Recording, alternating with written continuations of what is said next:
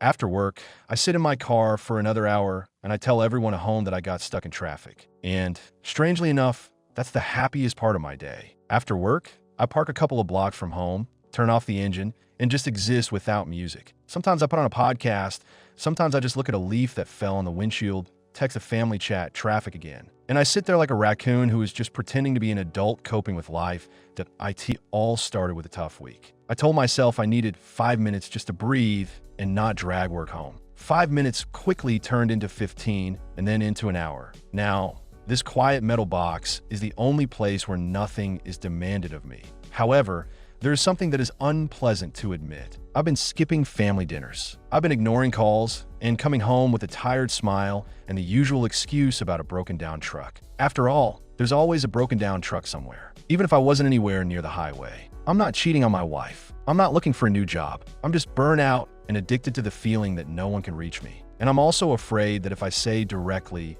I need an hour to myself, it will sound like I don't love you. So I chose the cowardly path. Silence and excuses. It seems like a small thing, but it's not. This kind of behavior erodes trust. I hear it in the short pause before they answer. Okay, I'm confessing because I don't want the happiest moment of my day to be hiding from everyone in my car. I'm going to tell the truth and ask for real personal boundaries. To give me 1 hour after work to put my phone on Do Not Disturb, and then I will return to my family completely. If they refuse, well, at least I will finally be honest. And if anyone else has this habit of sitting in the car, know that you're not a monster. It's just that silence feels completely different when it's not stolen.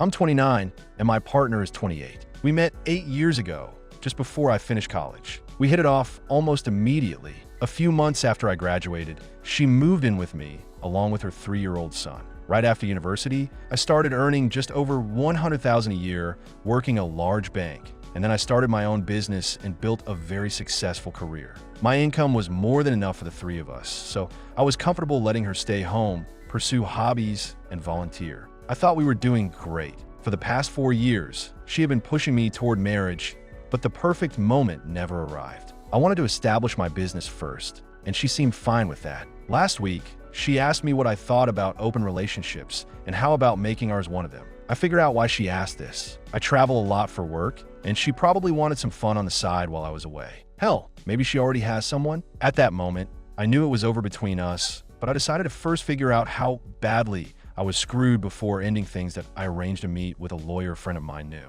And I admit I was scared. I'd heard countless stories of men being fleeced after a divorce. So I went to the lawyer thinking I'd lose half of everything and maybe more. At first, things looked bad, but then he asked, "How many years have we been married?" When I told him we weren't married at all, he called me the luckiest bastard who had ever walked into his office. We don't have a legal concept of common law marriage here, which means when we break up, she gets exactly nothing. Zero. Zilch. Absolutely nothing. Now, I'm just waiting for the right moment to tell her it's over between us. But I can say one thing. Not getting married turned out to be the smartest decision of my life. I caught my mom, whom I used to consider an angel, cheating on my dad. Now, I can't stand her and think she's a sociopath. I grew up, like most sons, absolutely adoring my mother. She was a caring, kind, beautiful, successful, and smart woman, a person I wanted to be like as a child. But I didn't see her true nature, and for the last 3 years, I've come to hate her. She is a selfish, manipulative, two-faced woman, and generally a bad person. It's hard to accept this when you've idolized her for 25 years. It's strange to realize that you only truly get to know your parents in adulthood. This is going to be a long story, and if even one person reads it, it means I'm not writing it in vain. I just need to vent that why parents are now in their 50s. Dad is a very successful business owner, a great person, a wonderful father to me and my sisters. And he's an excellent husband, much better than my mom deserves. They've been together since high school. In 10th grade, my mom literally pushed a girl out of his Jeep and sat down herself because she wanted to be with him. First red flag. Dad was always the softer one, and she was the more aggressive one, which is obvious. Everything she asked for, he did. Everything she wanted, she got. His brother, and even I used a joke that he was whipped. When I was 13, they racked up over $90,000 in debt because my mom wanted a big house, a Mercedes, and other things they couldn't afford at the time. We went on expensive vacations that she organized and ate at restaurants we couldn't afford. The only thing my father ever insisted on was his annual deer hunting trip with friends for 3 weekends a year. And even then, my mom constantly whined about not being taken along. She always had to be the center of everything he did, no exceptions. But that's not what opened my eyes to who she really is. 4 years ago, I was preparing for my wedding with my current wife. Mom suggested we all go riding motorcycles for the weekend. My dad and I often ride together, and to bring along her former colleague, let's call him James. She explained that he was going through a tough time after his divorce and needed a distraction. We went, and it was fun overall, but the whole thing felt strange. The group was Mom, Dad, my fiancé, and James. The whole dynamic and the atmosphere around my mom's old friend felt off. He was a pleasant man, tall, handsome, wealthy, and strong. The guy was divorced. He had 2 kids from his ex-wife, roughly my age. But what bothered me the most was that he was constantly taking photos of my mom and dad. I found it creepy. Anyway, nothing major happened on that trip. But after that, Mom started acting weird. And the first ones to notice were Dad and my older sister. At the time, I was living with my fiancé across town, and my sister was living with our parents because she was in graduate school and had recently divorced after a year of marriage. Her husband turned out to be an addict and blew all their money. One time, a couple of weeks after our motorcycle trip, my fiancé, my sister, my mom, and I went to an Incubus concert. Mom was acting strangely there. She wanted to smoke weed, was chugging beer. This was totally unlike her. And overall, she was different, as if she had suddenly transformed into a completely different person. About 10 minutes into the performance, she said,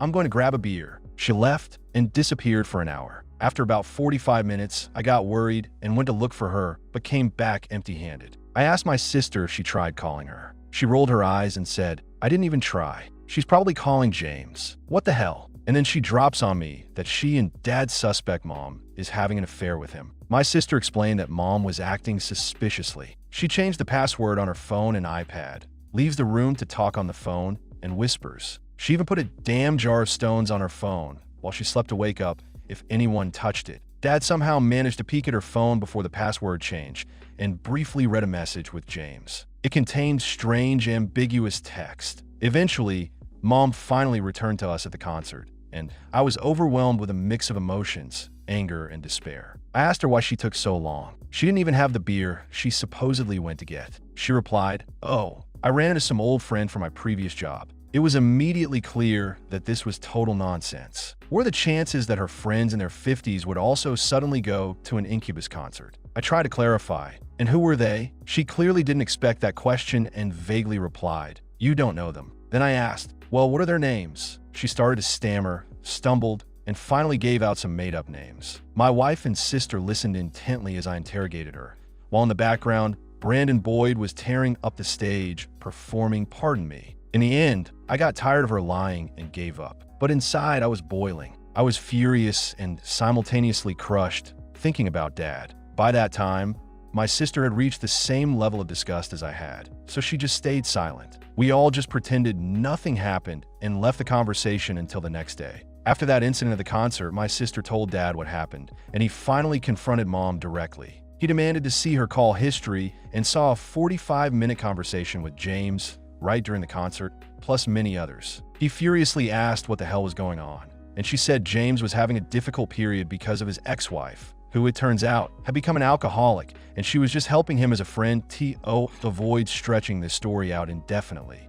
I'll omit a lot of details. The suspicious behavior continued for months. By the time of my wedding, Dad had already placed a GPS tracker in her car, requested call records from the provider, and was considering hiring a private investigator. I still remember dancing with her at the wedding. She looked at me with adoration, and I couldn't return the look. Neither my father nor I knew yet that my love for kayaking would soon give him all the necessary proof. About a month after the wedding, I went to visit my old college roommate for a weekend of kayaking and fishing. He lived near the lake house of my grandparents, my mom's parents, and that day, I was going there to pick up my kayak. Dad happened to call me just to chat, and most likely to talk about Mom's latest shady dealings. Yes, it's not the healthiest habit, but he's my best friend, and lately, it had become our topic of conversation. I told him I was heading to the lake house, and he replied, I doubt your mother is that brazen, but still. She said she went there with girlfriends for the weekend, so be prepared if it turns out she's not. If anything, let me know." I understood what he meant. I deliberately didn't warn Mom that I was coming, and as I pulled up, I was relieved to see her car and another, seemingly female, one in the driveway. I called Dad and told him that everything looked clear at first glance. It seemed she really was there with friends. He also sighed with relief. I walked up to the house, knocked, silence. The door to the backyard was open. I went inside. The first thing that caught my eye was a leather motorcycle jacket hanging on a chair by the bar counter. I instantly recognized it. It was James's jacket. My heart sank to my stomach. Adrenaline rushed through my blood. My vision blurred. My ears rang. A flood of thoughts rushed through my head in a second. They're here. They know I'm here. Should I shout to announce myself? Damn it, Mom. You're a fucking cheat. I acted fast, assuming they weren't home, but could drive up at any minute. I took a picture of the jacket, went to the garage, and there, of course, was James's bike. Took a picture of that too. Rushed back into the house and saw phones stacked on the charger in the kitchen. I grabbed one unfamiliar phone without a password. Opened the photos. The first two were unfamiliar people, and next to them were Mom and James, and they were kissing. I scrolled through more the same. My heart was pounding as if it were about to jump out of my chest. I hastily took a few screenshots of those photos and ran out of the house, not even remembering or thinking about why I had gone there in the first place. I need to add one more detail to this story. When I was 7, Mom left Dad for a doctor who just wanted to use her and then discard her like a useless rag. Dad reluctantly took her back only after she burst into tears and started begging him. She blamed everything on that doctor, claiming he had drugged her somehow and taken advantage, spouting some nonsense. Dad later confessed to me that he told himself then that he was doing it for the kids and planned to leave her when we finished school. But during that time, things seemingly improved, and by the time we graduated, he had ultimately forgiven her and was happy in their relationship. I remember them living separately back then, but I didn't know the details until recently. So I sped out of the lake house driveway and drove to a quiet street in a nearby neighborhood, trying to figure out what the hell to do. I let my heart rate recover a bit to think more clearly and call my younger sister to decide whether to tell Dad everything, and if so, how. Until this moment, everyone only had suspicions, but no hard evidence. My younger sister, who is the kindest soul in our family, said I should call Dad immediately and tell him everything because he has the right to know, no matter how painful it might be for him. Then I called my wife. She also agreed. Although we were both worried about how he would react, I hesitated a little, but still called Dad and told him that his wife, whom he had been with for 25 years, was cheating on him. When he picked up, I just blurted out, "James is here. I have proof. Mom is cheating on you." I didn't know how to say it more gently, so I just stated the facts. He was in as much shock as I was, repeating over and over, "No way. Damn it, Mom's name. Damn it. Well, I'll be damned." When the initial shock subsided, he apologized that I was the one who had to see it, and then said he was driving out. It's a 3-hour drive, and he would meet me at my friend's place. I immediately called my uncle, Dad's twin brother, and my other best friend, and told him everything. I said I was afraid Dad might do something stupid. My uncle promised he wouldn't let him lose in the end. They arrived together and met me at my college roommate's place. We spent a few hours discussing the plan. They swapped cars with my friend so Dad, undercover, could see everything for himself. He promised he wouldn't do anything reckless, despite what he might see. That night, he and his brother drove there, parked farther away, and walked about a kilometer through the woods with binoculars. He hid behind the trees and saw them on the terrace with another couple. They were drinking wine. Mom and James were hugging and kissing as if they had been married for a long time, and as if everything happening wasn't a total disaster for them. It took colossal effort for Dad not to rush over and cause a scene. Fortunately, he acted smart, just took pictures and left. The next morning, he zeroed out their joint bank account, sent Mom all the photos that he and I had taken, and accompanied it with a message. "I know everything. I'm leaving you." I can only imagine the look on their faces. I'm sure the rest of their romantic getaway was spent in a very tense atmosphere. The following year became a nightmare for all of us, and Mom's reaction finally cemented my contempt for her. She dragged everyone into her mess and turned our lives into hell. My dad and I caught her red-handed. He just wanted her to go to James and let him live in peace. But instead, she dumped James and started begging Dad to take her back. Dad agreed to pay her alimony if she consented to a divorce without involving lawyers who would fleece both of them. She reluctantly agreed. After the divorce, Mom cried every day for a whole year. She moved in with my younger sister into an apartment she couldn't afford. She went on antidepressants and spiraled into an abyss, dragging us into it too, because we still loved her. More and more of her years of accumulated lies and secrets began to surface. Recalling that motorcycle trip where I spent the weekend with that jerk made me sick. I even bought that rich asshole a whiskey and Coke. Although I hated my mother for who she turned out to be and what she did, I still worried about her and listened to her weeping on the phone and in person. She often cried to my wife too, which made me furious. It was my wife's first year in the family, and Mom would call her, drowning in tears about how cruel my father was. She blamed almost everything on Dad's twin brother, like he took him away from her by organizing all those men's hunting weekends. And because of him, the marriage fell apart. She was truly out of her mind. Mom's parents and brother were horrified by her because they genuinely loved Dad and refused to discuss the topic at all. So the main burden fell on me, my wife, my sisters, and my father. Mom tried to manipulate everyone. She played the victim, and her behavior caused me intense disgust. She tried to portray herself as a meek wife whom Dad supposedly mistreated, but we knew the truth, and I increasingly despised her as a person. Dad, on the other hand, broke free and went wild. He is an attractive man with money, and although Mom's tantrums severely affected him, he distracted himself by starting to use Bumble and sleeping with a bunch of women in their 30s and 40s. Every weekend, he went hunting and rode his Harley midweek to relieve stress. Mom still doesn't know about these women, but honestly, after 30 years with one woman, 2 affairs, and constant total control, he deserved it and just needed to blow off some steam. That let's fast forward to the present. My wife and I were expecting our first child, and the joy of the event was completely overshadowed by Mom's constant tantrums. I couldn't even gather everyone in one room to announce to the family that they would soon have a niece/granddaughter. For 10 months, she relentlessly attacked Dad for not being able to forgive her, and she used my unborn child, their first grandchild, as a bargaining chip to win him back. She told him it would be his fault if his granddaughter grew up with divorced grandparents. My blood boiled. Eventually, despite my sister and me urging Dad to hold firm, he broke down and gradually started going back to her. They sold the house and now live together in a townhouse. My daughter is now 17 months old, and my parents have reverted to their old relationship pattern where Mom completely controls his life, even though Dad tried to set strict boundaries. It's like when a villain who lost their powers regains them. She went from a weak and broken woman back to a manipulator who subjects everyone to her will. As she always did, that my wife is shy, caring, and always afraid to offend my family in any way. And Mom takes advantage of this to try and tell her what to do with our daughter until I intervene. She constantly guilt trips, saying things like, "Your wife's parents see the grandchild more often, even though they live 4 hours away."